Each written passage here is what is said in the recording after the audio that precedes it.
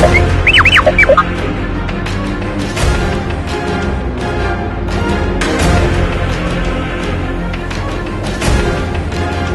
me over stove. Help me over stove.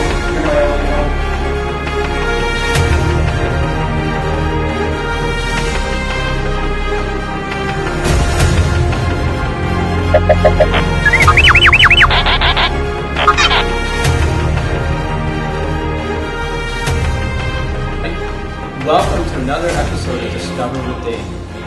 So today you're watching the first part of a series on wood burning stoves.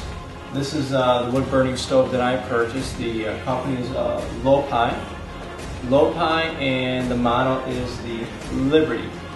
The Lope Liberty is one of the larger ones. It's 490 pounds.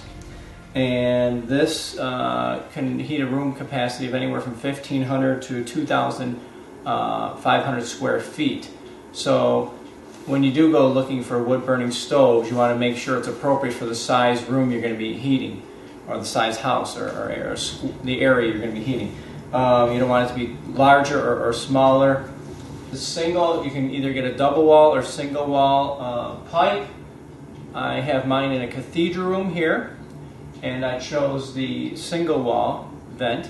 It's a little bit cheaper, and also you're going to get more heat from it because it's not as insulated with a double wall, so you're going to get more heat into the room. However, you got to be more cautious because it is a hotter, I mean, obviously you don't want, even if it was a double wall, anybody touching or getting near it, but it is going to be hotter and you got to be careful.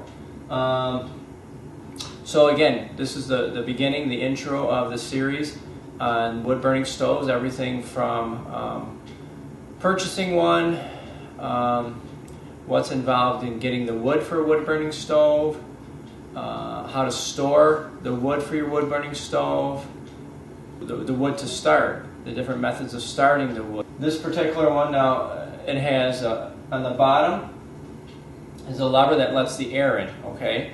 It's almost like a gas pedal. When you push it in, it lets in more air, and obviously you're going to get more heat, more flames, and get hotter. You pull it back, it takes away the oxygen, and the flames are going to get smaller for kind of like that overnight when you want it to slow burn, okay? This also has a lever on the side here, which will open and close the vent. Opening it fully, or as you close it, it keeps the heat in and kind of recirculates it in there, and almost like a reburn in there, okay? And inside that, now I'm also going to have a video on cleaning the glass because it can get quite dirty. But inside there's going to be some pipes in there, tubes, metal tubes on top with holes in it, and that's where it kind of has that, what I call the reburn, where the smoke and everything's going back through everything and reburning and burning up before there's enough space where some goes out, but it makes it more energy efficient. You're not losing as much heat. This particular model, I went with an option where you can get an option to add what they call a green start. That's one of the reasons I did chose. Not every wood burning stove would have this feature, but this has what I call a wood start, or they call, I should say, a green start feature. The green start feature, basically, you have to plug it in, and it's almost like a hair dryer. It's basically a compressor that's shooting super intense hot air in a focused spot that would ignite the wood for you.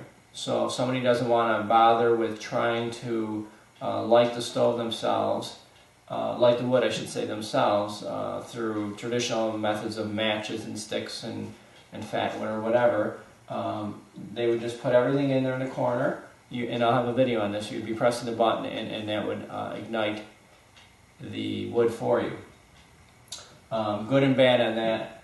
Also, I believe another additive, I didn't get it, but you can also have a fan where it would take the cool air and blow out the hot air.